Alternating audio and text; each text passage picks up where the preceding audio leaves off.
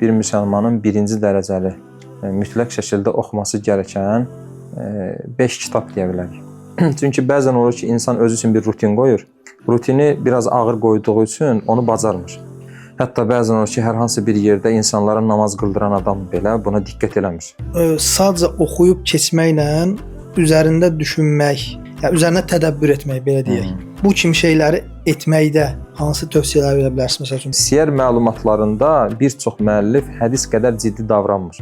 Ümumiyyətlə burada danışdığımız hər bir kəlmə təbəqəsindən asılı olmayaraq hər kəs üçün tövsiyədir. Yəni məsəl üçün bir tibb oxuyan bir müsəlman və yaxud da bir inşaat üzrə oxuyan bir müsəlman ya bu dəvətlə bağlı oxuduğu kitabı necə tətbiq edə bilər yəni? Yeri gəldi gəlmədi mən namaz qılanam deməkdən getmir söhbət. Ümumiyyətlə təfsir oxumağın niyə ehtiyac var? Yəni Quran özünü izah etməyə kifayət deyilmi? Özünə eləsə öz axirətini yandıracaq, başqalarına da yaysa başqalarının axirətini məhv edəcək. Tam olaraq bugünkü modernist İslam düşüncəsi dediyimiz şey budur. ChatGPT artıq hər şeyi bilirmiş kimi düşüncə var deyə. Bu ayənin açıqlaması nədir? Təfsiri nədir? Müsəlman bacılar arasında bu tipli kitabların oxunması yayğınlaşıb. Quranda tarix necə çatdırılır? İbrət üzərindən. Bu kitaba digər kitablardan belə daha çox belə deyək də bərəkətin olmasının səbəbi nə ola bilər? İçində yaşadığı ölkənin tarixi ilə bağlı zəruri məsələləri bilsin. Yəni deyək ki, Azərbaycan tarixinin önəmli qırılma nöqtələri nədir? Azərbaycan tarixinin əsas dövlətləri hansılardır? Azərbaycan tarixinin yetişmiş əsas şəxsiyyətlər kimlərdir? Yəni bu barədə mütləq şəkildə məlumat olmalıdır. Hal-hazırda dünyada hansı proseslər gedir? Siyasi məsələləri nəzərdə tutulursa, siyasi, iqtisadi. Yəni onu soruşacaqdım. Ki, hocam niyə siz tövsiyə eləmisiniz? Yəni kitab olaraq, şəxs olaraq? Kitab elədiyimiz kütlə hələ buna hazır deyil. İnsanlar elə qəribədir ki, təsəvvür elə indi qardaş məsələn Victor Hugo'nun adını çəkdi. Bir də görsən kimsə rəydə yazır ki, o müsəlman deyil axı. Salam aleyküm hocam. Aleykümselam və Hoş gördük. Uzun aradan sonra inşallah bir faydalı bir video çəkməyi ümid edirəm. İnşallah. Mövzumuz öncədən danışdığımız kimi kitablar haqqında olsun. Yəni bir müsəlmanın gündəlik və yaxud da rutin olaraq oxumalı olduğu kitablar, sonra tövsiyə kitablarını deyək, yəni birinci dərəcəli, ikinci dərəcəli, üçüncü dərəcəli kitablar, dünyəvi kitablar, İslami kitablar. Bu mövzu haqqında inşallah biraz geniş bir söhbət edək. Buyurun. Bismillahirrahmanirrahim. Elhamdülillah və salatu və selamu alə Rasulillah. İlk əvvəl bilməliyik ki, müsəlman oxuyan insan olmalıdır. Təəssüf olsun ki, ağıllı telefonların həyatımıza girməsi ilə paralel həyatımızda kitab oxumaq nisbəti zəifləyibdir. İnsanlar faydalı, zərərli bir çox məlumatı artıq telefon vasitəsilə əldə edirlər. Amma heç bir şey kitab oxumanın yerini tutmamalıdır. Və biz ümmət olaraq kitab oxuyan ümmət olmalıyıq. Bu barədə ümumən çox danışmaq olar. Tövsiyə qisminə keçərkən sənin qeyd etdiyin kimi burada bir neçə dərəcə bölə bilərik ki, ilk ən önəmli birinci dərəcəli oxunası kitablar, ikinci dərəcəli, üçüncü dərəcəli. İndi müzakirə əsnasında bəlkə daha da artıra bilərik. Çünki bu danışacağımız şeyləri ümumən planlamamışıq, sadəcə mövzunu bilirik. Bəli, bu mövzu üzərindən danışacağıq, sadəcə müzakirə edəcəyik. Daha əvvəl fərqli yerlərdə bu sual soruşulduğu zaman bu şəkildə cavab vermişəm ki, bir müsəlmanın birinci dərəcəli mütləq şəkildə oxuması gərəkən 5 kitab deyə bilərik. Əvvəl daha çox 4 deyirdim, indi 5 deyirəm. İlk öncə təbii ki, Quran-Kərim. Yəni Quran-Kərim bir müsəlmanın iman etdiyi andan etibarən oxuması, davamlı hər günlük rutin şəkildə oxuması gərəkən bir kitabdır.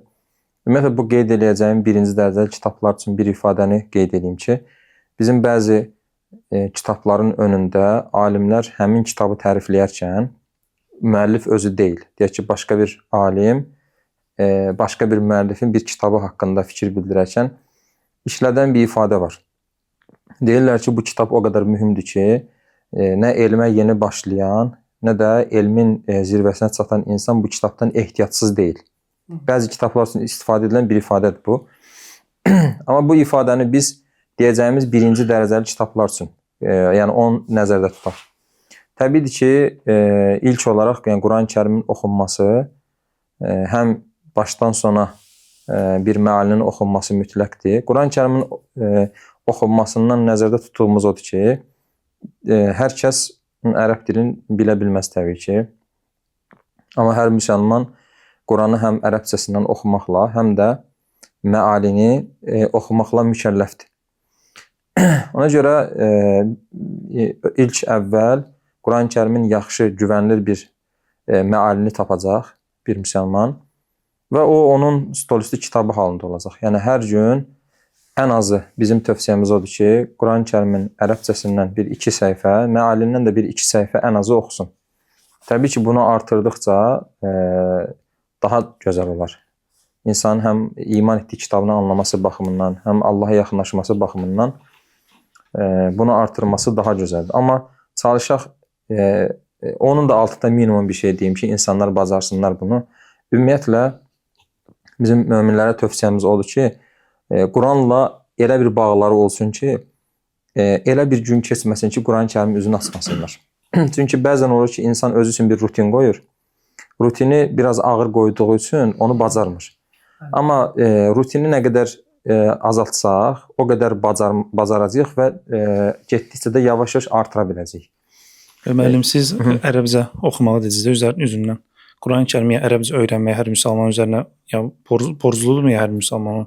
Və yaxud da ərəb dilini öyrənmək, Quran-Kərimi üzündən ərəbcə oxumaq, ərəb dilini öyrənmək mi sayılır? Yəni bir çox qardaş bu şeyə qarışdırır.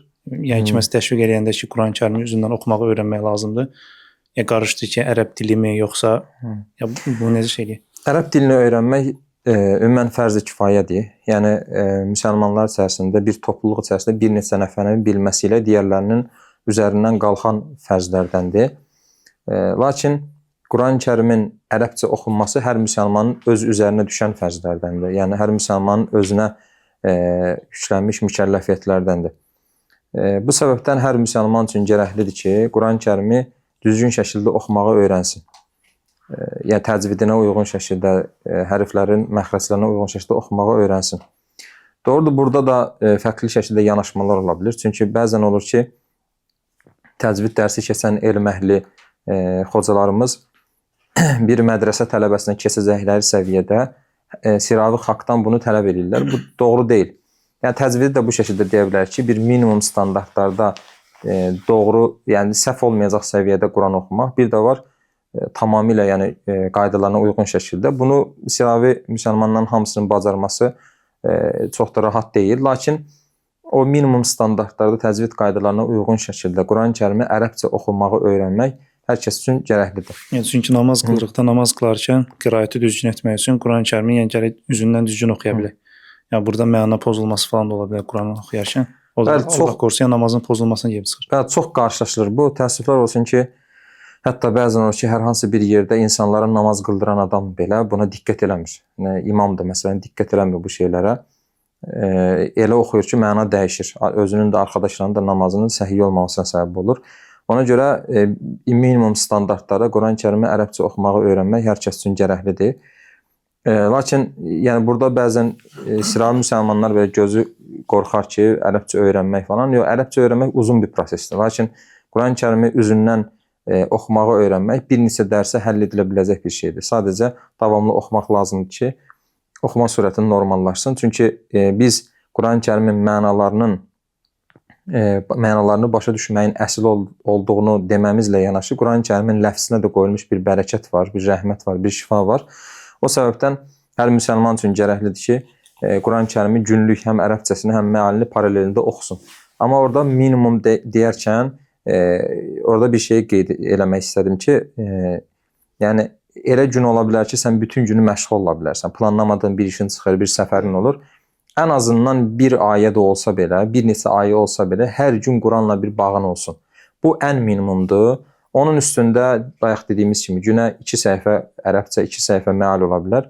Onun üstündə də nə qədər artırsa o qədər gözəldir. Normalda biz bilirik ki, sələfin tətbiqatı, yəni sələf-i salihinin tətbiqatı, ümmətin keçmişinin tətbiqatı daha çox günə bir cüz oxumaq şəklində idi. Amma ən azından bu dediyimiz hər kəs öz iş proqramına uyğun şəkildə nizamlı. Kiməsə nisbət olunur deyə, yəni ümumiyyətlə Quran oxumağa vaxt satmayanda açıb üzünə baxırdı.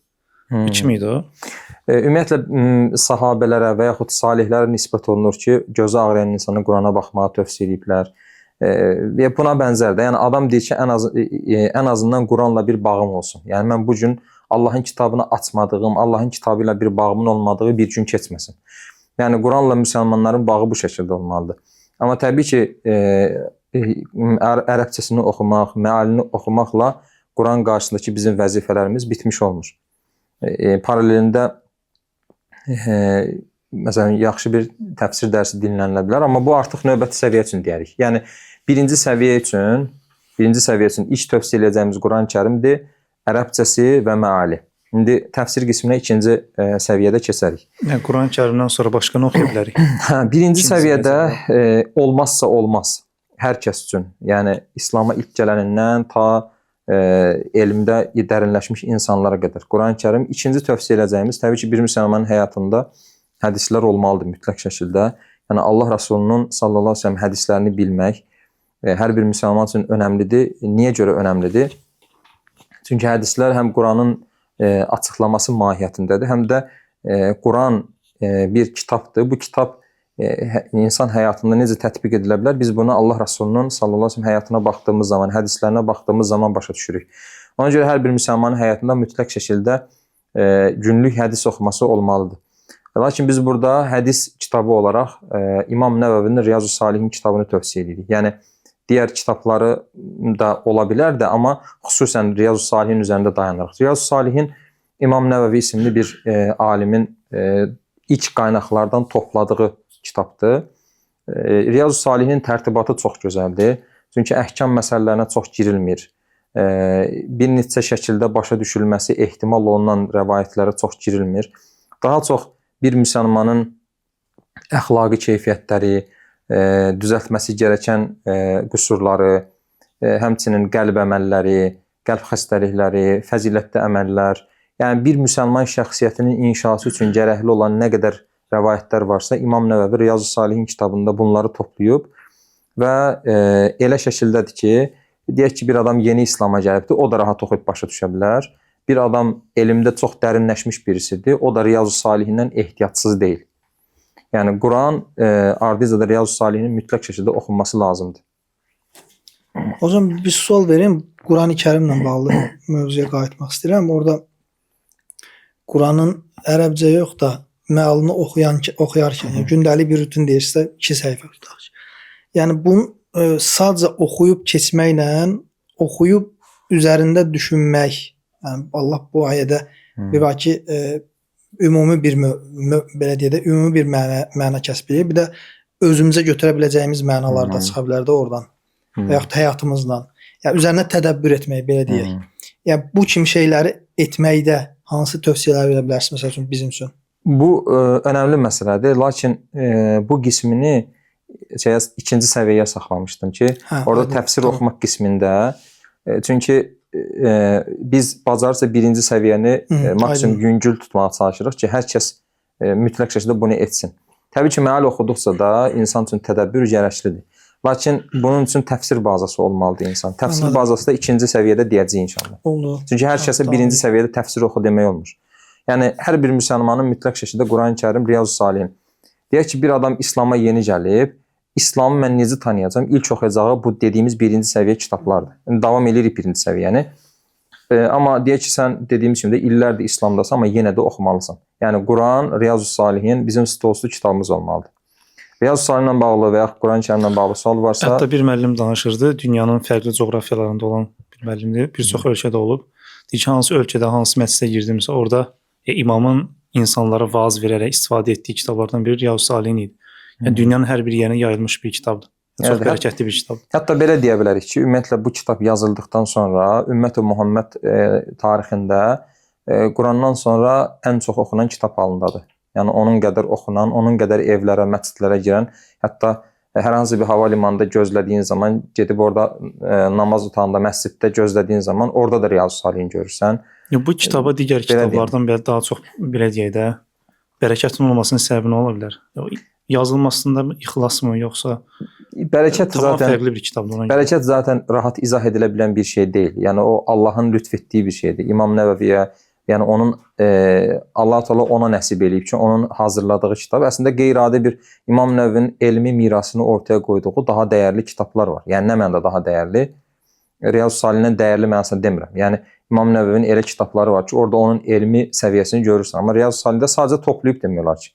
Amma o toplayarkən ixlası, onun səmimiyyəti təsir edibdir. Bir də tərtibatı çox gözəldir. Yəni elə şəkildə tərtib edib ki, hər kəsin istifadə edə biləcəyi səviyyədədir və belə yayılıbdır. Üçüncü olaraq birinci səviyyə gedirik hələ ki, Quran Riyazu Salihin. Üçüncü olaraq hər müsəlmana tövsiyə edəcəyimiz kitab. Hər müsəlman bəllidir ki, yəni tabe olduğu bir yol var, bir məzhəb var. Biz ümumi olaraq dərslərimizdə, söhbətlərimizdə bu məsələlərə çox toxunmuruq. Amma təbii ki, hər kəsin tabe olduğu bir məzhəb var, bir yol var. O məzhəbə uyğun şəkildə hazırlanmış kitablar var. Yəni hər müsəlman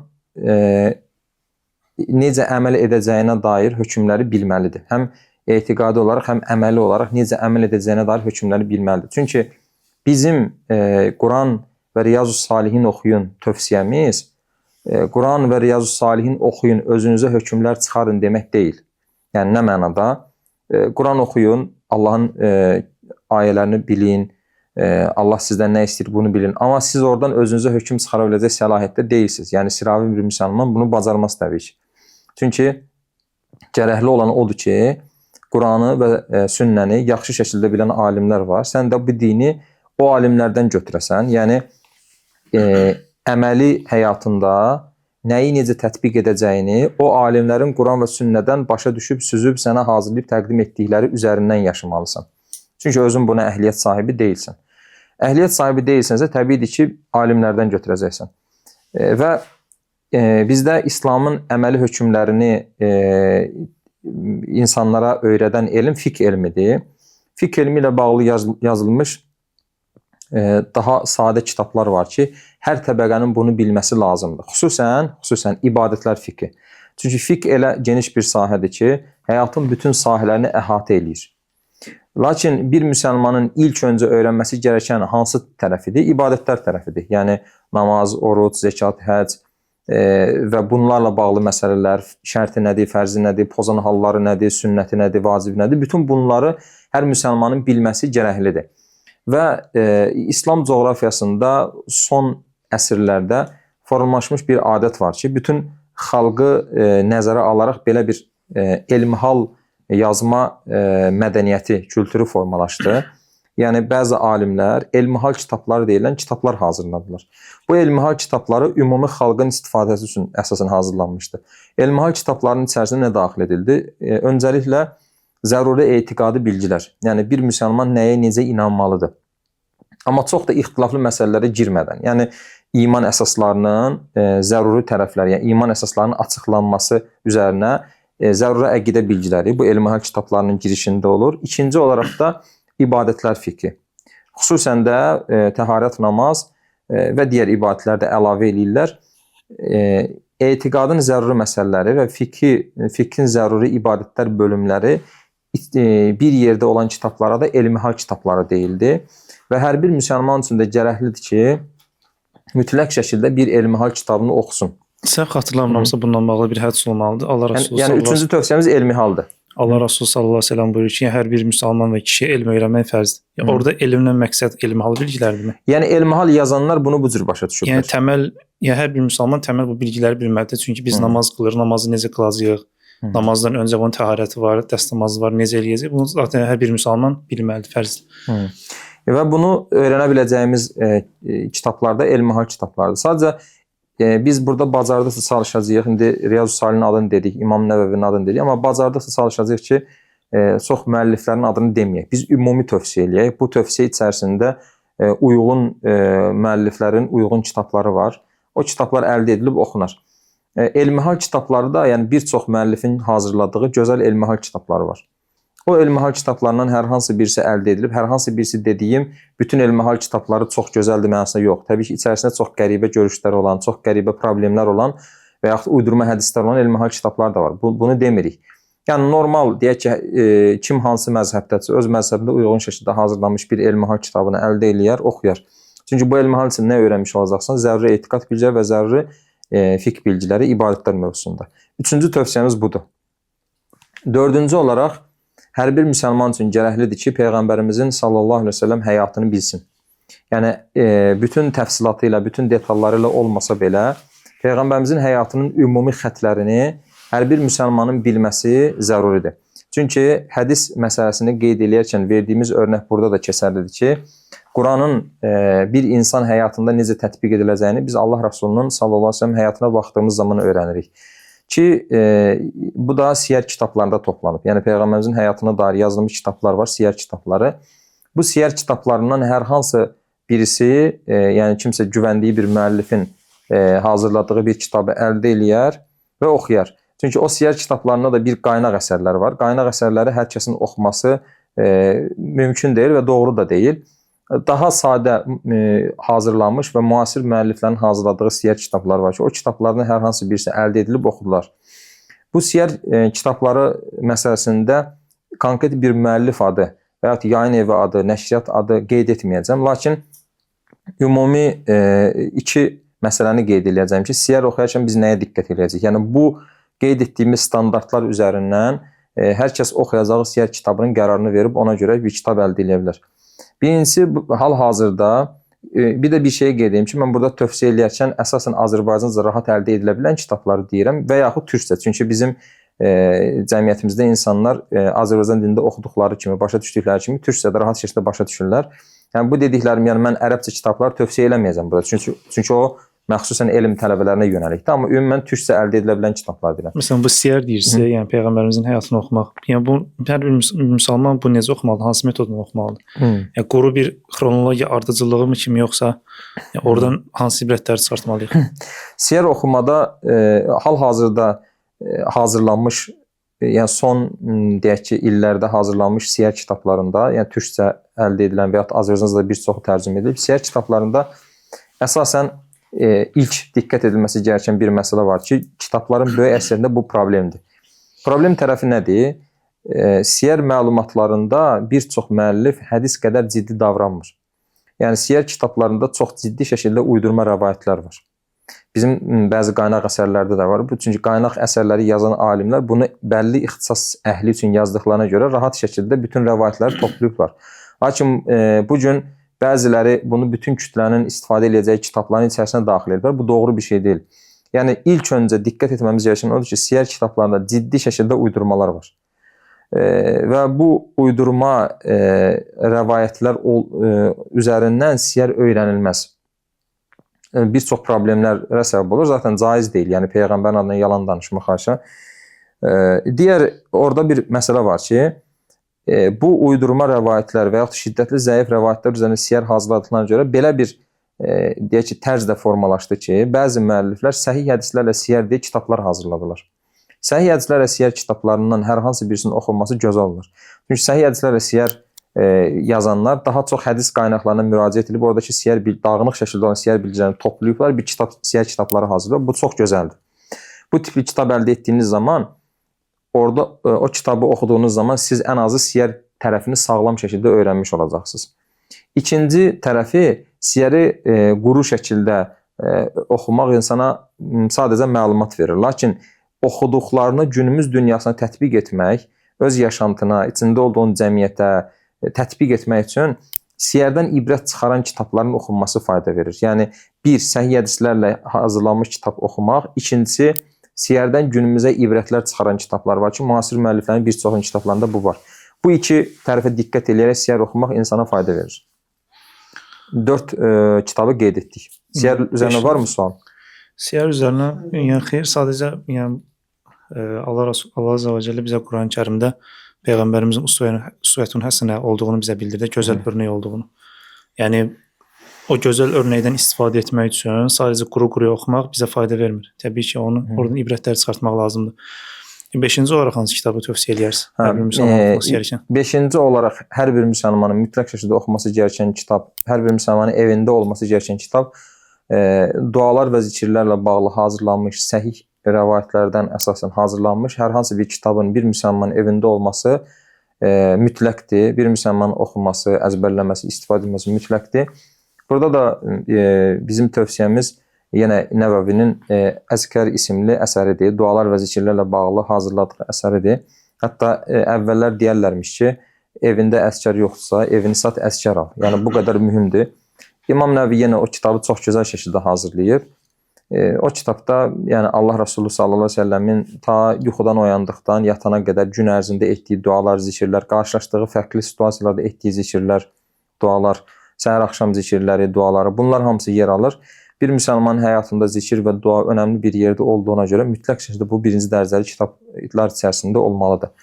Bununla birinci dərəcəni bitirmiş oluruq. Yəni Quran-Kərim, Riyazu Salihin, Elmi-Hal və Siyər və dualar zikirlərlə bağlı yazılmış kitab. Bu dualar zikirlərlə bağlı da niyə Nəvəvini tövsiyə edirəm Əzkər kitabını? Çünki bu barədə də bu mövzuda da hazırlanmış kitabların içərisində çox ciddi şəkildə uydurma rəvayətlər var. Yəni bu şeylərdən uzaq durmaq lazımdır. Bu 5 kitab deyə birinci dərəcədə tövsiyə edilmiş kitablar belə kitablar deyil ki, oxuduq, bitirdik, kənara qoyduq. Yox, bunlar bizim rutin günlük həyatımızda ölənə qədər olması gərəkən kitablardır. Bu barədə əlavə sual yoxsa ikinci dərəcəli kitabları keçək. Bəli, xeyr. İkinci dərəcəli kitablar deyərkən, yəni önəmlilik sırasına görə ikinci dərəcəli. Yoxsa biz bunları məsələn, birinci dərəcəni oxuyarkən bunları oxumaq mənasında deyil. Sadəcə bu birinci səviyyədə saydığımız kitabları oxumadan bir insanda sağlam İslam düşüncəsinin inşa olması mümkün deyil. Yəni səndə o təməlin formalaşması üçün o birinci dərəcəni oxumalısan. İkinci dərəcədə məsələn tövsiyə edə bilərik. Həyat-ı Sahabə tərzində yazılmış kitablar var. Bu kitablar çox gözəldir. Yəni sahabə həyatını, sahabələrin həyatındakı ibrət çıxaracağımız nöqtələr, onların din yaşama şəkli, onların ibadətə yanaşması, nəfs təzkiyəsi və bununla bağlı məsələlərin toplandığı kitablar var ki, Həyat-ı Sahabə tərzində müasir müəlliflərin bir çoxunun bu barədə əsərləri var. Onlardan hər hansı birisi əldə edilib oxunar. Bu da çox faydalıdır. Yəni bir müsəlman siyarı oxuyanda o zaten orada sahabələrin həyatından bağlı nüanslara toxunulmur, yoxsa yəni Həyat-ı Sahabəni belə önəmli qılan şey nədir? Siyarda belə deyək də, siyarda əsas olaraq bütün hadisələr Allah Rəsulunun sallallahu əleyhi və səlləm üzərindən yazılır və təqdim edilir. Mərkəzdə Allah Rəsulü sallallahu əleyhi və səlləm. Mərkəzdə Allah Rəsulü. Amma sahabə həyatında isə yəni sahabə həyatına dair yazılmış kitablarda daha çox belə üslub mənimsənilir ki, hər hansı bir bölüm qoyulur. Deyək ki, dəvət bölümü. Sonra dəvətlə bağlı sahabələrin həyatından fərqli qissələr təqdim edilir. Bu baxıma olduqca faydalıdır, yəni bu tipli kitablar. Və demək, Həyat-ı Sahabə dedik. İkinci dərəcədə digər tövsiyə edəcəyimiz kitablar. Hər bir müsəlmanın dedik ki, elmi-hal səviyyəsində ibadətlər mövzusunda bilgi sahibi olması zəruridir. İkinci dərəcədə bilməsi gərəkli olan məsələlər isə onun həyatında qarşılaşdığı digər məsələlərlə bağlı fiqhdir. Yəni, bir müsəlman evlənəcək, məsələn, evliliklə bağlı zəruri məsələlərin toplandığı kitabları oxuması lazımdır. Yəni, ailə elmi-halı tərzində hazırlanmış kitablar var. Yəni, nikah nədir, talaq nədir, evlilik həyatı necə davam edir, evlilik həyatında bilinməsi gərəkən zəruri dini məsələlər nədir? Bunlarla bağlı hazırlanmış kitablar. Və yaxud bir müsəlman ticarətlə məşğul olur. Ticarəti ilə bağlı zəruri bilməsi gərəkən məsələlər nədirsə, onları bilməlidir. Çünki ticarətlə bağlı zəruri məsələləri bilmədiyi zaman harama düşəcək. Bu da təbii ki, yəni onun axirəti üçün təhlükəlidir. Yəni bunun kimi fiqhlə öz həyatı ilə bağlantılı tərəfini, fiqhin öz həyatı ilə bağlantılı tərəfini yaxşı bir şəkildə oxumalıdır və öyrənməlidir. Övlad yetişdirməklə bağlı yazılmış kitablar var, bildiyimiz kimi. Yəni bir anaların təbii ki oxuması gərəkən kitablar. Analıq da bir sənət olduğuna görə, ən böyük sənət olduğuna görə, yəni analar bununla bağlı oxumalı kitablar da bu səviyyəyə daxil olarmı? Məsələn, siz dediniz ki, hər bir ixtisas sahibi öz ixtisası ilə bağlı təməl bilgiləri bilməlidir. Analar öz övladlarını yetişdirərkən hansı şeylərə diqqət yetirməlidir? Bu şeydə, bu səviyyə daxil olurmu? Bu biraz, bu kitabların oxunması təbii ki zəruridir və faydalıdır. Lakin bunu ikinci dərəcəyə mi daxil eləyək, yoxsa üçüncü dərəcəyə mi, onda tərəddüddəyim. Çünki zənnimcə hələ qeyd eləyəcəyim onlardan daha mühüm oxunması gərəkən kitablar var. Onu ardıcan və yaxud o barədə də danışa bilərik. Yəni müasir müsəlman psixoloqların və pedaqoqların hazırladığı kitablar var. O kitabların oxunması təbii ki faydalıdır. 3-cü, 4-cü dərəcə ilə danışmaq olar. Ya da bir sonda bir qeyd kimi məsələn. Hardasa yəni bu ikinci dərəcədə qeyd edəcəklərimizi məncə bitirək, onun üzərinə baxarıq. Demək, ikinci dərəcədə dedik ki, zəruri fiqhi məsələlər yenə oxunmalıdır. İkinci səviyyədə oxunması gərəkən əsas kitablardan birisi də, daha doğrusu əsas mövzulardan deyirik. Çünki o mövzuda yazılmış çox kitab ola bilər. Hər bir müsəlman fərqli bir sahədədir. Olduğu sahədə peşəkarlaşması üçün, olduğu sahədə ən yaxşı olması üçün gərəkli olan nə varsa, ixtisası ilə bağlı o kitabların oxunması da zəruridir və ikinci dərəcədə qeyd edilə bilərik. Yəni deyək ki, bir müsəlman məsələn fizika, kimya, biologiya sahəsində məsələn bu sahələrdən birisində müəllimdir və ya bu sahələrdən birisində çalışır. Çalışmalıdır ki, o sahəni hər kəsdən ən yaxşı şəkildə öyrənsin. Çünki güclü mömin zəif mömindən xeyirlidir. Hədisdə bildirildiyi üzrə müsəlman güclü olmaq üçün gərəkli olan nə varsa, onları halal dairəsində etməlidir. Digər tərəfdən, məsələn, deyək ki, o elmlərlə məşğul olan bir müsəlmandır. Örnək verdik, yəni kimya, biologiya, fizika kimi sahələrlə və yaxud insan anatomiyası ilə bağlı tip sahəsi ola bilər. Bu sahədə olan bir müsəlmandır. O, məşğul olduğu sahəni Allahın ayələrini öyrənmək olaraq görməlidir, ibadət olaraq görməlidir. Çünki ibadət olaraq gördüyü zaman həm də bundan axirət savabı olmuş olur və o sahədə müsəlmanların ciddi boşluq olduğuna görə, o sahəni də doldurduğuna görə bir çox nöqtədən savab əldə eləmiş olur. Həqiqətən bu məsələ üstündə yəni, ciddi şəkildə durulması bir məsələdir. Çünki bir çox müsəlmanın bu məsələdə boş davrandığını görürük. Yəni dünyaya dalmaq kimi mi deyim, yoxsa yəni təşviq eləyəndə ki, öz ixtisasından məşğul ol ciddi bir şəkildə. Yəni biraz ötəri baxır insana ki, yəni mən dünyaya dalıram falan belə. Hətta bir alimin belə bir sözü var idi. Əgər hər bir müsəlman öz peşəsini tərk etsəydi, bəs müsəlmanlar işlərini kim yerinə yetirərdi? Həqiqətən yəni belə baxanda hər bir müsəlman öz ixtisasını tərk eləsə, öz işini tərk eləsə, yəni həmin yerləri başqa birilərinin doldurma ehtimalı var. Çünki həyat boşluğu götürmür. Ona görə yəni təməl bilgilərdən əlavə hər bir müsəlman öz ixtisası ilə məşğul olmalıdır. Evet, yəni deyək ki, biri müəllimdir, biri həkimdir, biri nə bilim mühəndisdir, başqa birisi hansı sahə olursa olsun, nə bilim kənd adamıdır məsələn, əkin biçinlə məşğuldur, heyvandarlıqla məşğuldur. Olduğu sahəni daha çox peşəkarı olmağa çalışsın. Çünki insan olduğu sahənin peşəkarı olduqca həm dünyəvi qazancı artır. Dünyəvi qazancı artdıqca da daha çox sədaqə verə bilir, daha yaxşı həyat standartlarına sahib olur. Yəni bir müsəlman örnəyi olaraq da yəni insanda cəmiyyətdə müsbət bir örnək olmuş olur. O baxıma bir müsəlman öz sahəsinin ən yaxşısı olmağa çalışmalı və bunu dini bir mükəlləfiyyət olaraq görməlidir. Evet. Bu ikinci dərəcədə tövsiyə etdiklərimizdən əlavə olaraq nə deyə bilərik? Hal-hazırda dəvətlə bağlı, yəni bir müsəlmanın dəvət etməsinin zəruri olduğu, yəni bir müsəlmanın təbliğlə mükəlləf olduğu, insanları Allaha çağırmaq məsələsinin önəmi, həmçinin dəvət eləyərkən hansı üsulları, metodları istifadə eləyəcəyimiz, bu barədə yazılmış müasir çox gözəl kitablar var. Müasir fikir adamlarının, elm əhlinin kitabları var. Bu kitablardan da bəzilərinin əldə edilib oxunması faydalı olur. Yəni bir müsəlmanın təbliğlə mükəlləf olması və təbliği necə yerinə yetirəcəyi. Bu barədə yazılmış kitabların da oxunması çox faydalı olar. Sonra bu məsələ hər təbəqədən olan müsəlmanlar üçün vacibdir, yoxsa çünki orada böldüyünüzdə təməl məsələlər var. Hər bir müsəlman bunları oxumalıdır, amma bu dəvət məsələsi də ümumiyyətlə burada danışdığımız hər bir kəlmə bütün müsəlmanlar üçün, yəni təbəqəsindən asılı olmayaraq hər kəs üçün tövsiyədir. Yəni məsəl üçün bir tibb oxuyan bir müsəlman və yaxud da bir inşaat üzrə oxuyan bir müsəlman, yəni bu dəvətlə bağlı oxuduğu kitabı necə tətbiq edə bilər yəni? Yəni burada biz şəri elmlərlə məşğul olan insanlara kitab tövsiyə eləmirik. Onların öz sahəsi var. Zaten o birinci dərəcəli dediklərimiz hamımız üçün keçərlidir.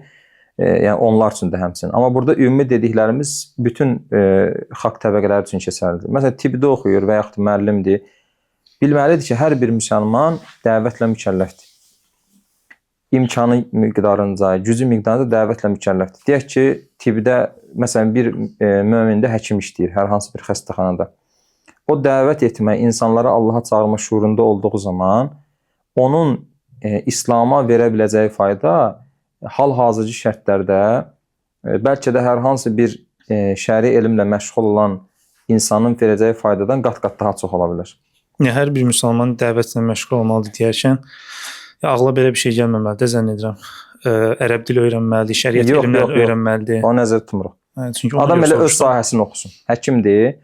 Bu biri zəruri dini bilgilərini də paraleldə oxusun. Sadəcə belə bir dərdi olmalıdır ki, məsələn, bir sinif yollaşma olsun, nə bilim müəlliməmsə iş yerindədir. İş yollaşma olsun. Məsələn, deyək ki, həkimdir, iş yerindədir.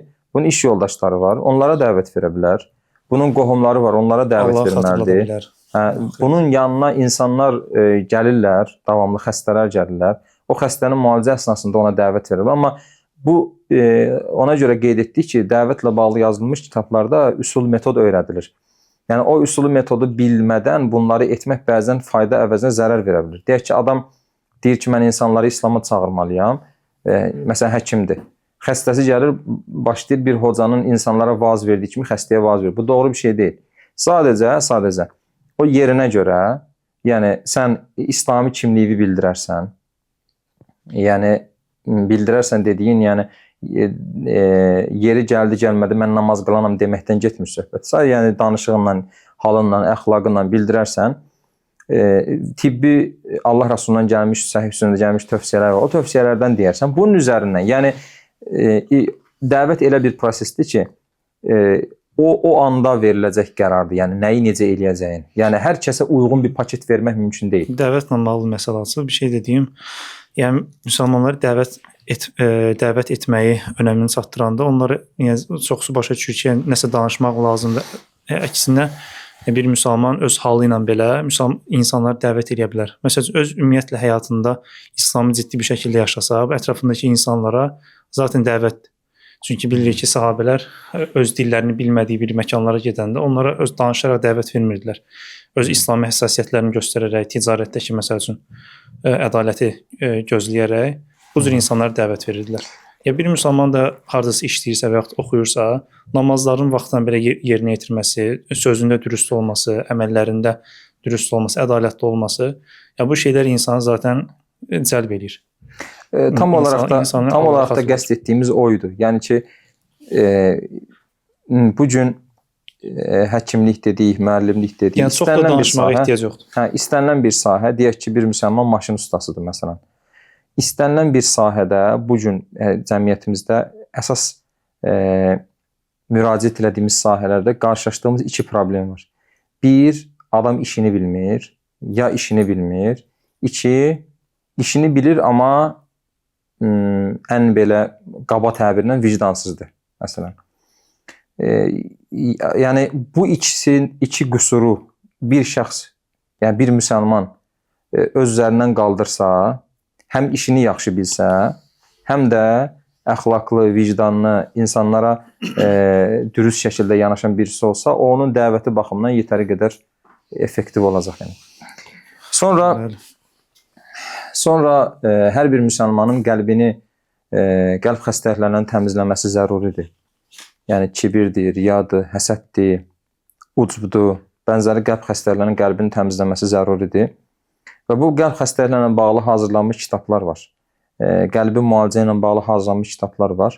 Bu kitablardan hər hansı birisinin əldə edilib oxunması da zəruridir və gözəl olar. Düzdür, birinci səviyyə dediyimizdə zaten bunlar var. Amma biraz daha işi təfsilatına enən, biraz daha yəni hər kəsin daha anlayacağı səviyyəyə düşürülmüş versiyaları var. O tipli kitablardan hər hansı birisi əldə edilib oxunması çox faydalı olar. Amma burada da o uydurma hədislər məsələsinə çox diqqət etmək lazımdır. Amma bu qəlb təzkiyəsi ilə bağlı, yəni qəlbi təmizləməklə bağlı kitablar seçərkən ən birinci qeyd etdiyimiz məsələn Siyərdir, Riyaz Salihin tipli əsərləri oxuyarkən bu perspektivdən məsələyə yanaşanda zaten insanın qəlbində belə deyək, pasların töküldüyü hiss olunur. Zaten həmin kitablar, yəni dediyimiz kimi Allah Rasulunun həyatını oxuyanda, səhabələrin həyatını oxuyanda onların həyatından təsirlənir insan. Öz qəlbindəki xəstəlikləri keçir. Təbii ki, bunu belə deyək də, bununla bağlı yazılmış xüsusi kitablar da var, amma siyərdir, səhabələrin həyatıdır, Riyazu Salihin. Riyaz Salihin tipli əsərləri oxuyanda da insan zaten o hallara girir. Elədir. Əslində burada dini kitab tövsiyələrimizdə ikinci dərəcə deyə tövsiyə etdiyimiz birinci dərəcəli kitabların bir baxıma daha çox təfsilata girmiş formalarıdır. Yəni ikinci dərəcədə təfsir də tövsiyə edə bilərik. Yəni Quran-Kərimin ərəbcə oxunması, məalinin oxunması mütləq şəkildədir. Yəni təfsirin də oxunması, təfsirin də başa düşülməsi lazımdır. Bu barədə də hər hansı bir təfsir kitabının adını çəkməyə xüsusi ehtiyac duymuram. Çünki yəni bütün yönləri ilə rahat şəkildə bunu alın, oxuyun, hər tərəfli bütün ehtiyacınızı ödəyəcək deyə biləcəyimiz bir təfsir xatırlamıram indi. Çünki təfsir elə bir sahədir ki, deyək ki, biz hər hansı bir dərs hazırlayacağıqsa, Quran-Kərimdən bəzi ayələrin, yəni elə olur ki, 6, 7, 8, bəzən 10 dənə ayrı təfsirə baxırıq. Çünki təfsirlərin hamısının özünə məxsus bir üslubu var. Bir təfsir var ki, məsələn, orada lüğət tərəfi ağır basır. Bir təfsir var ki, bəlağı yönlərə çox vurğu edir. Bir təfsir var ki, rəvayət tərəfinə çox vurğu edir. Bir təfsir var ki, dirayət tərəfinə çox vurğu edir. Bir təfsir var ki, əhkama çox vurğu edir. Yəni hər təfsirin özünə məxsus bir üslubu var deyə biz də hər tərəfli istifadə etmək adına fərqli-fərqli təfsirlərə baxırıq. Amma ümumən müsəlmanlara tövsiyə edə biləcəyimiz ilkin mərhələdə məsələn İbn Kəsirin təfsirinin rivayət təfsiridir. Onun müxtəsər versiyaları var. O İbn Kəsir təfsirinin müxtəsər versiyalarından hər hansı birisini əldə edib oxuya bilərlər. Yəni bu niyə önəmlidir? Bütün yönləri əhatə eləmir. Lakin rivayət tərəfini İbn Kəsirin təfsirindən öyrənmək olur. Yəni həmin ayə ilə bağlı gəlmiş hədislər, sələfin qövülləri, İbn Abbasdan, tələbələrindən gəlmiş qövülləri öyrənmək olur. Mənim ümumi tövsiyəm bir rəvayət təfsiri oxumaqdır. İbn Kəsirin müxtəsəri ola bilir. Paralelində də bir dirayət təfsiri. Yəni burada bir Dirayət kitab deyərkən biraz daha rəvayətdən çıxaraq biraz daha ibrətlərə yönəlmiş. Yəni ki, ayələrdən biraz daha çox izahlara girilən, daha çox ibrətlər çıxarılan, yəni rəvayət üzərindən əslində ilk dövrlərdə bəzi alimlər təfsirlə təvili ayırıblar. Yəni bəzi alimlər bölgəyə gediblər. Təfsir deyərkən sələfdən gələn qövülləri nəzərdə tutublar. Təvil deyərkən isə alimin o qövüllər üzərində izahlarını nəzərdə tutublar.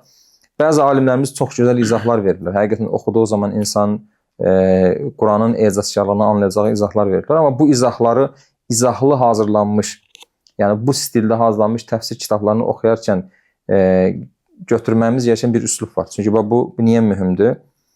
Bu sahədə bir kitab tövsiyə eləməyəcəm. Yəni daha doğrusu ad deməyəcəm. Hər kəs fərqli bir kitab oxuya bilər. Lakin belə bir təhlükə var ki, müasir fikir adamları var müsəlmanlar içərisində. Bu fikir adamlarının hazırladığı fərqli təfsirlər var. Ad deməyəcəm. Diqqətli dinləyicilər bilərlər hansı təfsirlərdən söhbət gedir. O təfsirlərdən özümüz də istifadə edirik, ümumən tövsiyələr də edirik. Lakin o təfsirlərdə bir çox problemli nöqtələrin də olduğu bilinən bir şeydir. O fikir adamlarının və yaxud müasirlərin hazırladığı təfsirlərdəki o izahlardan hansının doğru olub olmadığını təyin üçün onu qaytaracağımız yer rəvayət təfsirlərdir. Yəni rəvayət təfsirinə əsasən biləcəyik ki, bu verilmiş məna doğrudur və ya xətalıdır. Bu artıq biraz səviyyə istəyən məsələdir. Hər kəs bəlkə bunu bacara bilməz, amma o dediyimiz birinci səviyyə kitabları oxumuş adam üçün artıq bir qismən başa düşəcəyi bir şeydir. Müəllim, ağla belə bir sual gələ bilər. Çox qısa bir şəkildə buna tutun, çünki dərin bir məsələdir. Ümumiyyətlə təfsir oxumağa niyə ehtiyac var? Yəni Quran özünü izah etməyə kifayət deyilmi? Ya qısaca yəni bu nə deyə bilərsiniz bu haqda? Belə bir sual gələ bilər. Yəni inanmıram ki, ciddi adam Quran bəs eləmirmi yəni bizə? Yəni inanmıram ki, açıq ciddi adamlardan belə bir sual gəlsin. Çünki istənilən bir söz, istənilən bir mətn izah edildiyi zaman o mətndə və o sözdə nəzərdə tutulanlar daha yaxşı başa düşülmüş olur. Yəni Quran-Kərimin önəmli bir bölümü açıqdır.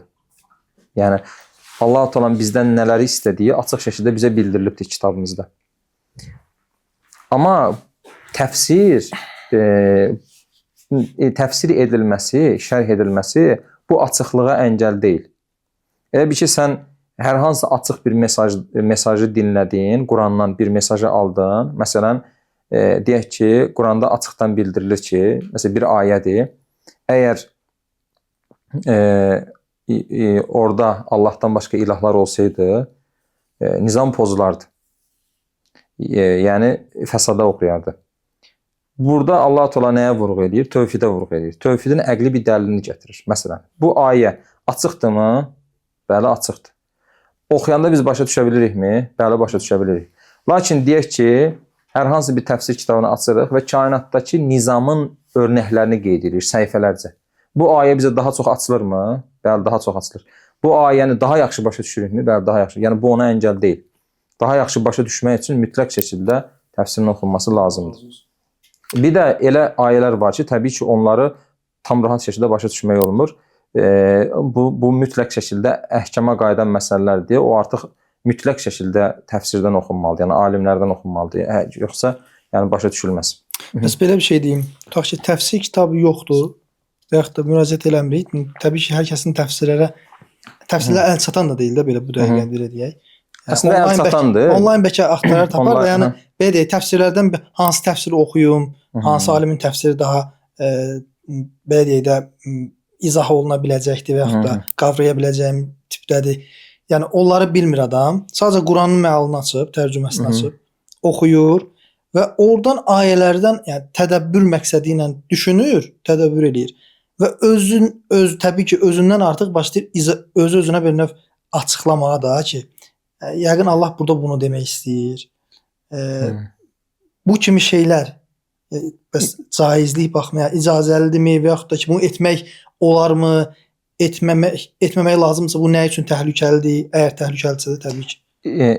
Yəni bir insanın Quran-Kərim üzərində belə bir əməliyyat eləməsi üçün, yəni oxuyur, əslində Quranda ümumən bizə tədəbbür əmr edilib. Yəni düşünmə. Ona görə soruşdum ki, bunu yəni heç nə yoxdur, sadəcə məaldır, biz oxuyuruq və onu tədabbür edirik. Yəni əslində Quranda bizə tədəbbür əmr edilib. Yəni Quranı tədabbür eləyərək, yəni dərinləməsini düşünərək oxumaq əmr edilib. Lakin burada məsələ budur ki, bunun üçün insanda bəlli qabiliyyətlərin olması lazımdır. Yəni qabiliyyətlər dediyimiz fitri formalaşan bir şey deyil. Yəni sənin bəlli bir səviyyən olmalıdır ki, sənin bu tədəbbürün fayda versin. Biz ona görə deyirik, kitab tövsiyəsini əslində ona görə deyirik. Yəni bütün kitablar əslində bir kitabın başa düşülməsi üçündür. Oxuduğumuz hər bir kitab bizim Quran anlayışımızı daha da artırır. Lakin təsəvvür edin ki, adam hədisdən xəbəri yox, siyərdən xəbəri yox, əhkamdan xəbəri yox, fiqhdən xəbəri yox. Heç bir təfsir kitabı oxumayıb, heç bir rivayətdən xəbəri yox. Adam Quran üzərinə tədəbbür edir. Təbii ki, onun gələcəyi nəticələr də doğru olmayacaq. Pis nəticə verə bilər. Pis nəticə verə, təbii ki. Yəni bu icazəli deyil. Onu soruşdum. Çünki Allahın kitabı üzərində sən əhliyyət sahibi olmadığın halda öz başına izahlar təqdim eləməyin, bu heç bir şeydə icazəli deyil. Bunu başqasına etməsə, sırf özünə belə etsə, bu özünün şübhəyə öz düşməsinə, axirətini yandıracaq. Bəli, şübhəyə düşməsinə. Özünə eləsə öz axirətini yandıracaq, başqalarına da yaysa başqalarının axirətini məhv edəcək. Tam olaraq bugünkü modernist İslam düşüncəsi dediyimiz şey budur. Bunun üzərinə dayanır. Bunun üzərinə, yəni Qurana, hədis inkarçılığı, İslamın 14 əsrlik elmi müqtəsəbatını bir zibilə atmaq. Çünki bugünkü bu hədis inkarçılığı siravi cahil kütlələr necə deyir? Filankəs çox savadlı danışır. Sən nəyə əsasən təyin edirsən? Sənin özünün savadın yoxdur. Baxırsan ki, adamın dinlə heç bir əlaqəsi yoxdur. Həyatında namaz yox, ibadət yox, bir doğru düzgün bir şey oxumayıbdır. Deyir, filankəs çox savadlı danışır. Dini yaxşı bilir. Sən bunu necə təyin elədin? Sadəcə savadlı danışırmış kimi görünür deyə ona. Yox, sadəcə nəfsinə xoş gəlir danışdıqları. O biri namaz qılanlar deyir ki, namaz qılmasan mütləq, yoxsa cəhənnəmə gedəcək. Bu deyir ki, yox, problem yoxdur məsələn. Örtünməsən də olar, namaz qılmasan da olar, içki içsən də olar, zina da haram deyil. Belə dediyinə görə deyir, savadlı danışır. Əslində deyir ki, yəni mənim nəfsimə uyğun danışır. Yəni bugünkü modernist İslam düşüncəsini müdafiə edən hədis inkarçıları, sünnə inkarçıları dediyimiz, özlərini Qurana adlandıran o təbəqənin etdiyi nədir? 14 əsrlik bir İslam müqtəsəbatı var. Yüz minlərlə yazılmış kitablar var, izahlar var, şərhlər var. Bütün bunları bir kənara atır. Ondan sonra deyir ki, Quran tək başına başa düşülə bilən bir kitabdır. Doğrudur? Deyir ki, tək başına başa düşülə bilən bir kitabdır. Bax, biz buna etiraz eləmirik ya. Qurandakı ana mesaj başa düşüləndir. Lakin bu bütün Quranın belə olduğu anlamına gəlmir. İkincisi, o başa düşülən tərəflərin də təfsirə ehtiyacı olmadığı anlamına gəlmir. Amma adam neyinir? Bax, iş necə gedir? deyir ki, bütün bunlara ehtiyac yoxdur. Quran özünü açıqlayan kitabdır. Sonra baxırsan ki, bu müəllif özü təfsir yazır. 30 ciddi təfsir yazır. Bəli. Tamam, sən deyirdin ki, ehtiyac yoxdur. Əslində bu nə deməkdir? Bu o deməkdir ki, normalda müsəlmanların peyğəmbəri qəbul etdiyi bir məqam var da. Peyğəmbər Quranın açıqlayıcısıdır. Peyğəmbərin hədisləri üzərindən də, yəni alimlər ayələri daha yaxşı şərh ediblər. Normalda müsəlmanların peyğəmbəri qəbul etdiyi məqama əslində özünə otuzdurur adam. Yəni peyğəmbər məqamında sən nə görürsən, adam ora özünə otuzdurur. Öncə o məqamı ortadan qaldırır. Yəni bu bəsit şəkildə belə məlumat olan adamlar bilir ki, bu orientalizmin gətirdiyi müstəşriklərin gətirdiyi bir şeydir. Çox cılız şübhələri var. Çox da ciddi tərəfdə budur ki, deyirlər ki, yəni biz Quran daha düzgün başa düşmüşük və Quranı izah mahiyyətində cildlərlə təfsirlər yazırlar. Hə. Və yəni Quran heç bir izah ehtiyac duyulmayan bir kitabda iddia edildiyi halda saatlarla videolar çəkirlər. Bəli, həm də ki öz aralarında belə ixtilaflar eləyirlər. Yəni bir şey dediyi halda digəri başqa bir şeydir. Halbuki yəni iddia edirsən ki, Quran rahat bir şəkildə başa düşülən kitabdır. Bəs niyə ixtilaf edirsiniz? Niyə cildlərlə kitab yazırsınız? Və 14 əsrdə heç kimin demədiyi şeylər deməklə də özlərinin ağıllı olduğunu zənn edirlər. Bu çox qəribə bir cəhalətdir. Yəni bu barədə bəllidir də, yəni elə cəhalətdir ki, özünün cahil olduğundan xəbəri yoxdur. Mürəkkəb. Təfsir barədə də bu tövsiyələri deyək. İkinci dərəcədə oxunacaq kitablardan Buxarinin Ədəbül-Müfrədində qeyd edə bilərik. Faydalı bir kitabdır. Yəni burada bir İmam Buxarinin səhih əsəri başqadır, Ədəbül-Müfrəd başqadır. Ayrıdır. Bax, səhih demədik. Səhih nə birinci dərəcədə, nə ikinci dərəcədə tövsiyə eləmədik. Yəni burada xüsusi elm əhlinə bir şeyi qeyd eləyək ki, səhv başa düşülməsin. Bizim ilk qaynaq hədis kitablarımız var. Buxarinin səhiyidir, Müslimin səhiyidir, Tirmizinin sünənidir, İbn Macənin sünənidir və bənzəri yazılmış hədis kitabları var. Bu kitablar bizim qaynaqlarımızdır. Yəni hədisləri özündən götürdüyümüz qaynaqlardır. Biz sıravi müsəlmanlara hədis oxumağı tövsiyə eləyək. Niyə bu kitabları tövsiyə eləmədik? Riyazu Salihini tövsiyə elədik. Çünki bu kitablar bəlli ixtisas sahiblərinin oxuyacağı kitablardır. Yəni hər hansı bir şəriət oxuyan tələbədir, ərəb dili bilir, bəlli elmi səviyyəsi var. O təbəqənin oxuyacağı, istifadə edəcəyi kitablardır. Amma Riyazu Salihin tipində və yaxud Buxarinin Ədəbül-Müfrəd tipində yazılmış kitablar, bunlar ümumi kütlə üçün lazım olan kitablardır. Yəni bunu belə qeyd etməyim Riyazu Salihinin Səhih Buxaridən üstün olması mənası deyil. Zaten Riyazu Salihinin qaynağı Səhih Buxaridir. Bəli. Yəni İmam Nəvəvi onları Buxaridən, Müslimdən, Tirmizidən, Əhmədin Müsnəddən, o qaynaqlardan götürüb zaten. Sadəcə açıqlamasını verib. Açıqlama verməyib. Aha. Toplayıb, amma necə hədislər toplayıb? Hansı ki sıravi bir müsəlmanın onu oxuyub sıravi müsəlmanın rahat başa düşəcəyi hədislər. Yəni deyək ki, hər müsəlman oxudu, məsələn, həya imandandır. Düzdür, oradan bir hissə alır ki, demək ki, müsəlman həyalı insan olmalıdır. Düzdür. Amma Buxaridə elə hədislər var ki, bu əhkamla bağlıdır. Yəni onun üzərində elm əhli işləməlidir. Yəni orada çox təfsilatlar var. Yəni bir-birinə zidd görünə bilən hədislər ola bilər. Bir-birinə zidd görülə bilən hədislər var. Yəni hədislə bağlı bir çox məsələ var. Yəni bunlar mən girmək istəmirəm. Üsuli məsələlər var. Yəni üsulla bağlı məsələlər var ki, Nəvəvi Riyazu Salihində və yaxud elə İmam Buxarinin özünün Ədəbül-Müfrədində bu tipli rəvayətlər çox verilmir. Yəni hər müsəlmanın rahat başa düşəcəyi, istifadə edəcəyi. Niyə görə deyirəm bunu? Çünki ilk dövr hədis kitabları, o hədis kitablarına süzülüb gəlmiş fiqh var. Biz o fiqhi zaten elmihal bölümündə tövsiyə elədik. Yəni sıravi müsəlmanın bir də təkrar qayıdıb alimlik eləməyinə ehtiyac yoxdur. Amma kimsə daha dərinləməsini oxumaq istəyirsə, şəriət elmlərində ixtisas eləmək istəyirsə, təbii ki, onlar üçündür bu kitablar. Yəni bunları bir-birinə alternativ göstərmək doğru deyil. Bunlar Ədəbül-Müfrəd dedisi İmam Buxarinin səhih əsəridir. Bunlar tamam ayrı kitablar. Ayrı kitabdır, tamam ayrı kitabdır. Ədəbül-Müfrəd də Riyazu Salihin tərzində. Yəni biraz daha başdan sona oxumamışam da, amma mən incələdiyim, gördüyüm qədərilə məsələn valideynə ehtiramla bağlı hədislərdir, ədəblə, əxlaqla bağlı bu tipli rəvayətlərdir. Üçüncü dərəcəyə keçəkmi? Bu bir şeylə üçüncü dərəcəyə keçə bilərik. Bir şey belə ağlıma gəldi. Məsəl üçün onlayn, yəni internet üzərindən Quranın ayələrinin açıqlanmasını axtarmaq, tapmaq və yaxud da fətvalarımı deyim, elmihal mövzularımı deyim. tutaq ki də bu dəqiqə daha rahatı belədir, ChatGPT-dir. Tutaq ki, süni intellektə yazıb ChatGPT artıq hər şeyi bilirmiş kimi bir düşüncə var deyə. Məsəl üçün bu ayənin açıqlaması nədir? Təfsiri nədir? Yəni buna güvənmə məsələsində üzərinə necə danışırıq? Yəni ümumiyyətlə bacardıqca kitab oxumaq lazımdır. Onlayn istifadə, yəni onlayn da kitab oxuna bilər. Amma çox da rahata qaçmaq lazım deyil. Onlayn kitab oxumağı demirəm. Bildim. Bir mövzunu araşdıranda artıq qabağa onlarca fərqli bildim. mənbələrdən şey gəlir. Onun məlumatın nə qədər doğru olub olmadığını təyin eləmək hər məlumatda mümkün deyil. Bəli.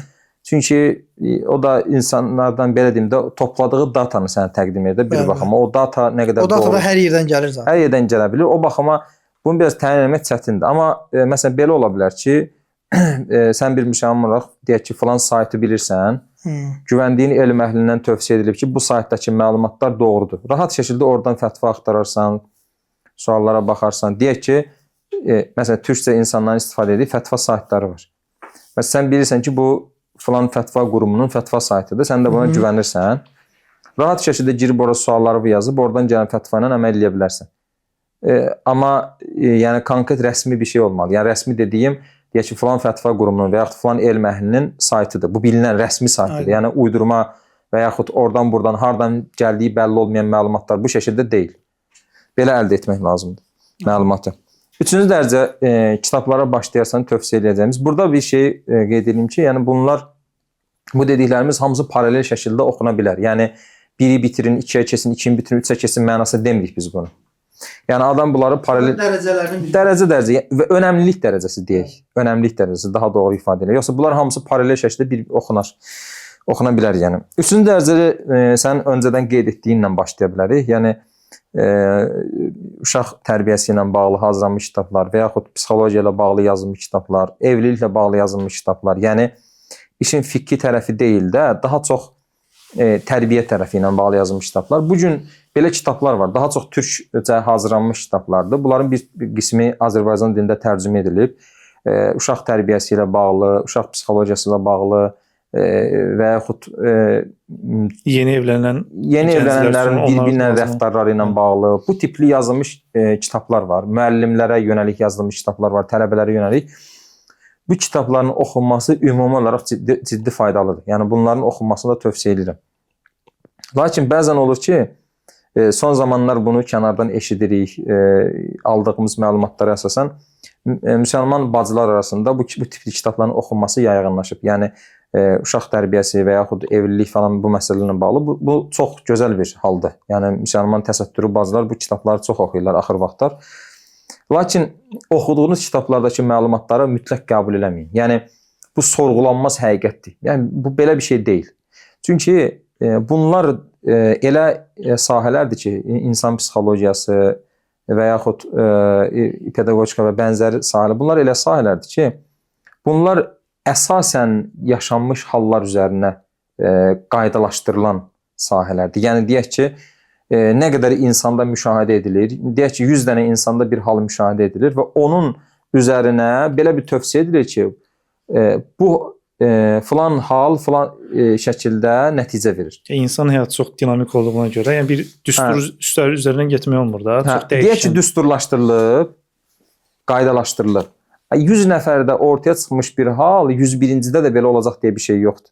Yəni insanı standarta otuzdurmaq olmur. Ona görə də oradan aldığınız məlumatları çox mütləqləşdirməyin. Mütləqləşdirmək dediyimiz necədir? Burada da çox iki uc nöqtədə davranıldığını görürük.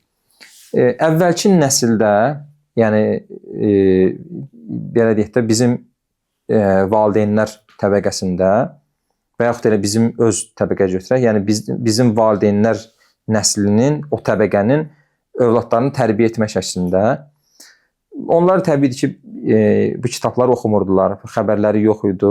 90-cı illər nəslində də belə deyil. Xüsusi şəkildə uşağa yanaşma qaydaları da yox idi.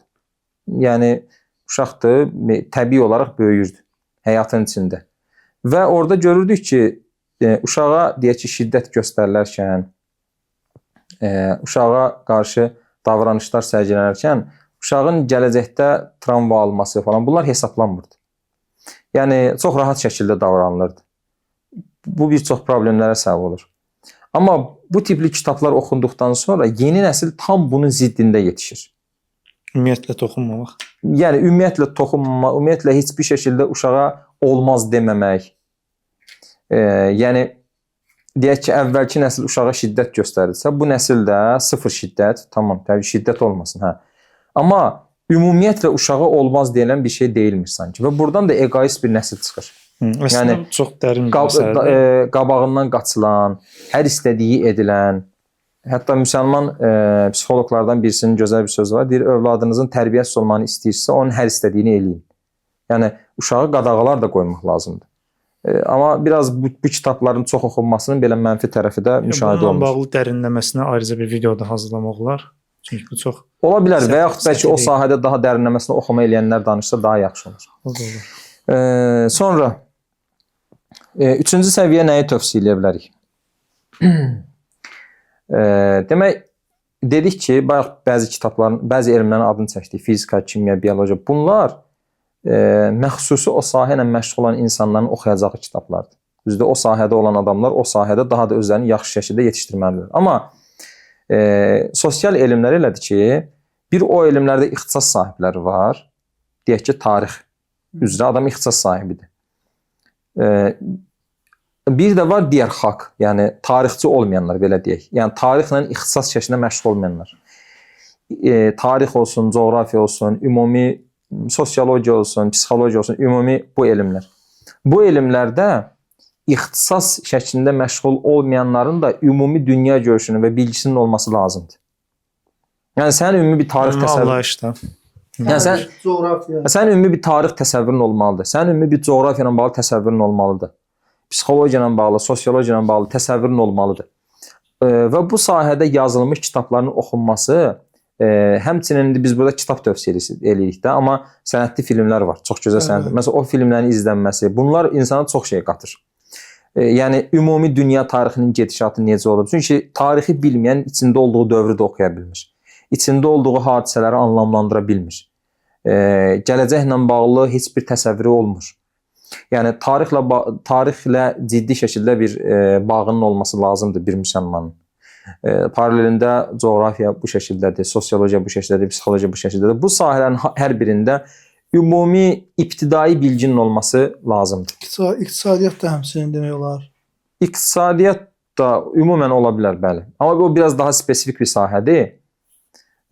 Amma ümumən insanda bu sahələrdə dünya görüşünün olması lazımdır mütləq şəkildə. Bu barədə də yazdığımız kitablardan indi çox faydalı kitablar var. Mən konkret ad demək istəmirəm, amma çalışaq oxuyaq yəni. Niyə görə deyirəm bunu? Çox qəribədir ki, bu gün ümumiyyətlə insanların elmə yanaşması dəyişibdir. Məsələn, deyək ki, tarixin əsas ixtisas fənni olduğu bir qrupa bir abituriyent hazırlaşır.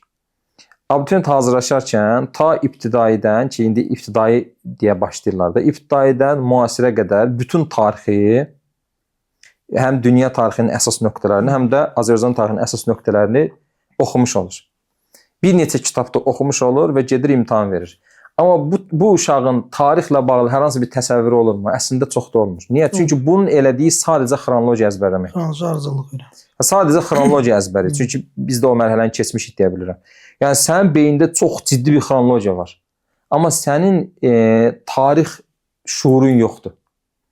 Çünki Quranın önəmli bir bölümü tarixdir. Amma Quranda tarix çox fərqli bir şəkildə, çox möhtəşəm bir şəkildə çatdırılır.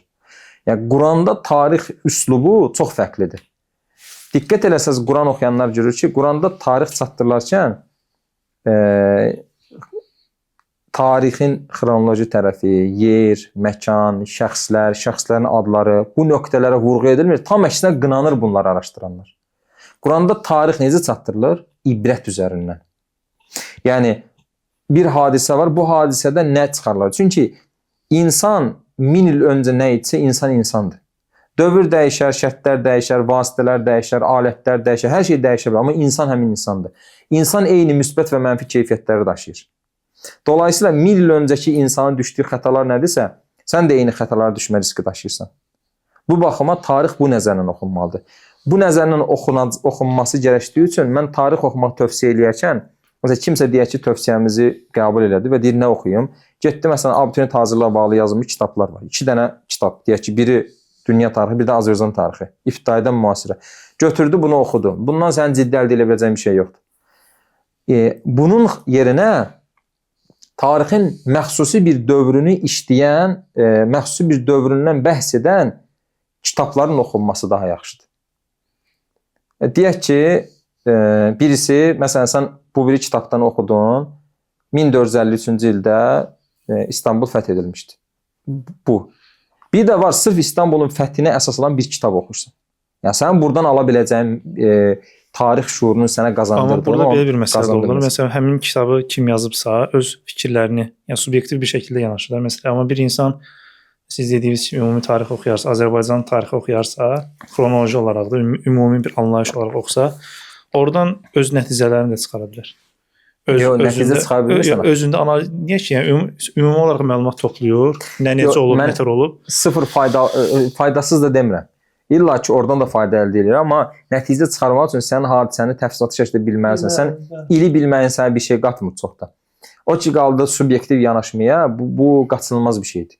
Yəni, hər kəs, təbiidir ki, sən hər hansı bir dövlətin tarixini, məsələn, deyək ki, sən Əməvilər dövrünü Abbasilər sarayında yetişmiş tarixçilərdən oxuyanda Əməvləri obyektiv oxuya bilməyəcəksən. Və yaxud Osmanlıları Avropalılardan oxuyanda, Ruslardan oxuyanda Osmanlını obyektiv dəyərləndirə bilməyəcəksən. Və ya Osmanlıları Osmanlılardan oxuyanda da obyektiv dəyərləndirə bilməyəcəksən. Bu artıq biraz daha, yəni, obyektiv mövqe bildirmək falan, bu artıq biraz daha ixtisas gəlişdirən bir şeydir. Yəni, oradan da oxuyacaq, buradan da oxuyacaq ki, onda doğru bir təsəvvür forması. Bu artıq, yəni, hər sıravi müsəlman oxuya biləcəyi bir səviyyədə olmuş olmalı. Səviyyə deyil. Biz ümumi deyirik ki, ən azı tarixlə bağlı təsəvvür olsun və xüsusən içində yaşadığı ölkənin tarixi ilə bağlı zəruri məsələləri bilsin. Yəni, deyək ki, Azərbaycan tarixinin önəmli qırılma nöqtələri nədir? Azərbaycan tarixinin əsas dövlətləri hansılardır? Azərbaycan tarixinin yetişmiş əsas şəxsiyyətlər kimlərdir? Yəni, bu barədə mütləq şəkildə məlumat olmalıdır. Eyni şəkildə coğrafiya dedik və digər sahələr və üçüncü dərəcədə tövsiyə edəcəyimiz önəmli məsələlərdən birisi də, önəmli mövzulardan birisi də ədəbiyyatdır. Yəni, romanlar, şeirlər, bunların oxunması. Yəni, ədəbi əsərlərin oxunması. Bu çox mühümdür. Yəni, xüsusən roman oxumaq çox mühümdür. Yəni, niyə görə mühümdür? Çünki insan həyatı belədir ki, insan hər hansı bir şeylə qarşılaşdığı zaman onunla bağlı bir təcrübə formalaşır. Yəni, sən təkrar bənzər bir halla qarşılaşdıqda necə davranacağına dair səndə təcrübə formalaşır. Bir hadisə ilə ilk dəfə qarşılaşanda göstərdiyin mövqe ilə ikinci, üçüncü dəfə qarşılaşanda göstərdiyin mövqe eyni olmur. Doğrudurmu? Bəli. Bu şəkildə. Roman oxuyanda sanki sən həyatın içindən başqalarının başından keçmiş, başqalarının üzərindən keçmiş hadisələrdən təcrübə toplamış olursan. Bir baxıma başqalarının həyatından təcrübələr əldə etmiş olursan. Yəni, roman oxumaq insanın şuurunu, xəyal dünyasını, insanın hadisələr qarşısındakı göstərməsi gerəkən mövqeyini, insanın nitq qabiliyyətini, bunların hamısını inkişaf etdirir. Hətta ciddi bir şəkildə roman oxuyan, belə deyək, dərin düşünərək oxuyan, romanları oxuyan insan, hətta o romanların yazıldığı mühiti anlama açısından da faydalı olmuş ola bilər. Həmin, məsəl üçün, Victor Hugo'nun əsərlərini nəzər saldıqda görürük ki, Fransız inqilabının ciddi bir şəkildə təsirini görmüş oluruq. Həmin dövrdə insanlar hansı problemlərlə qarşılaşıb, bu şeyləri görmüş olur. Məsəl üçün, Cervantes'in Don Quixote-unda da məsələn, səhv eləmirəmsə, Əlcəzairdə əsirlikdə olarkən yazıb, həmin şeylərdən təsirlənməsi, həmin dövrdə insanların psixologiyasını, çətinliklər qarşısındakı tutumunu da görmüş oluruq. O baxımdan ciddi bir şəkildə oxuyanda o tərəflərindən də faydalanmaq olur. Elədir, həm dünya ədəbiyyatının, dünya mədəni irsi deyə biləcəyimiz şəkildə dünya ədəbiyyatının inciləri var ki, onların oxunması insana çox faydalıdır, lazımdır və təbii ki, eyni şəkildə Azərbaycan ədəbiyyatının da oxunması lazımdır. Yəni, Azərbaycan ədəbiyyatı həqiqətən çox zəngindir. Bəli, çox gözəldir. Yəni, Azərbaycan ədəbiyyatı məsələn, bizim qədim şairlərin şeirlərinin oxunması, Bunlar Məsələn kimlər? bildiyimiz, İncilərdən kim var? Məsələn Nizami Gəncəvi. yəni o Nizami Azərbaycanın Gəncəvi yox, işte. ümumiyyətlə dünyanın incisidir də, yəni. Dehatda o insan. Yəni onun kimi bizim klassik şairlərin əsərlərinin oxunması da fayda verir və o şeir oxumaqda insanı eyni şəkildə inkişaf etdirir. Çünki şeir normal bir fikrin daha ədəbi şəkildə çatdırılmasıdır. Yəni insan oxuduğu zaman, dinlədiyi zaman o söz normalda deyək ki, nəsr şəklində oxuyarkən sənə çatacağından qat-qat daha çox şəkildə sənə çatır. Yəni Şeirin də bir gücü var. Şeir çox yəni önəmli bir sahədir. Dediyimiz kimi romanlardır, şeirlərdir, bu ədəbi əsərlərin oxunması çox faydalıdır. Yəni həm Azərbaycan ədəbiyyatı, məsələn Türk ədəbiyyatının oxunması öz rahat başa düşəcəyimiz bir dildir. Və yaxud hal-hazırda istər dünya ədəbiyyatı, istər Rus ədəbiyyatı, istər yəni digər yerlər, bunların bir çoxu Azərbaycan dilində rahat tapıla biləndir. Kitablar tapıb onları da oxumaq çox fayda verir. Və üçüncü dərəcədə əlavə olaraq nə deyə bilərik? Dövrümüzdəki proseslərlə bağlı yazılmış gözəl kitablar var. Bunlar da əldə edib oxuna bilər. Yəni nə mənada yəni dövrümüz prosesi? Yəni hal-hazırda dünyada hansı proseslər gedir? Siyasi məsələləri nəzərdə tutulursa, Siyasi, iqtisadi, biraz daha bəlkə utopik görünən nəzəriyyələr də var. Amma ümumən kitab, yəni bu tipli dünyada baş vermiş proseslərlə bağlı hazırlanmış kitablar var ki, bunların da oxunması fayda verir. Yəni burada biz bazardaca müəllif adı, nəşriyyat adı falan qeyd eləməməyə çalışdıq ki, kimsə deyər ki, tövsiyə ediniz filan müəllifin filan kitabında filan problem var. Yəni onu soruşacaqdım. Ki, hocam niyə siz tövsiyə eləmirsiniz? Yəni kitab olaraq, şəxs olaraq bəlirli bir şey tövsiyə eləmirsiniz? Hələ biz onu niyə eləmirik normalda? Niyə? Hə. Xitab elədiyimiz kütlə hələ buna hazır deyil. Yəni insanlar elə qəribədir ki, bəzən həqiqətən olur ki, təsəvvürlə indi qardaş məsələn Victor Hugo'nun adını çəkdi. Bir də görsən kimsə rəydə yazır ki, o müsəlman deyil axı.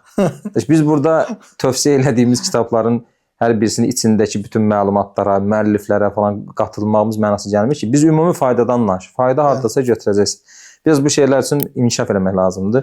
Zaman keçməlidir hələ. Amma ümumi tövsiyə daha yaxşıdır. Yəni ümumən çünki şərt deyil. Yəni dünya ədəbiyyatının o qədər zəngin əsərləri var ki, bir neçəsini əldə edib oxuya bilərlər. Və bu dediklərimiz üzərindən sonda bir nəticə çıxaraq ki, hər bir müsəlmanın evində kiçik də olsa bir kitabxana olmalıdır. Kiçik bir kitab rəfi olmalıdır. Kiçik də olsa bir kitabxana deyək də. Kitab rəfi çox cıdız qalır müsəlman. Evə başqa bir aurada qalır. Yəni həqiqətən, yəni ev dəyişilir. Yəni başqa bir, yəni kitab rəfi yox. Kitab rəfi müsəlmana görə çox cılız qalır. Kitabxana.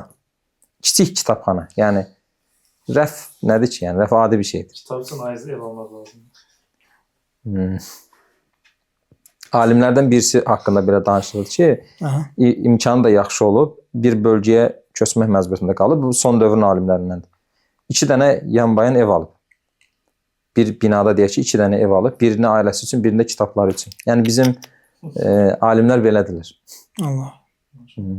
Yekunlaşdıraq istəyirsiniz. Yekunlaşdıraq. İlla ki unutduğumuz faydalı kitablar və ya oldu, amma belə təbii olan budur. Amma məncə faydalı video oldu. 1 saata yaxın oldu, hətta bəlkə 1 saat keçib. Bilmirəm.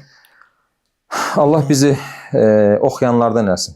Faydalı oxuyanlardan eləsin. Faydalı məlumat, bilgi əldə edənlərdən eləsin. Anlayanlardan. Və əldə etdiyimiz məlumatları da faydalı şəkildə həyatımıza tətbiq edənlərdən eləsin.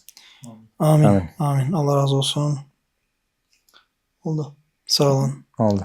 Elhamdülillah Rabbil alemin.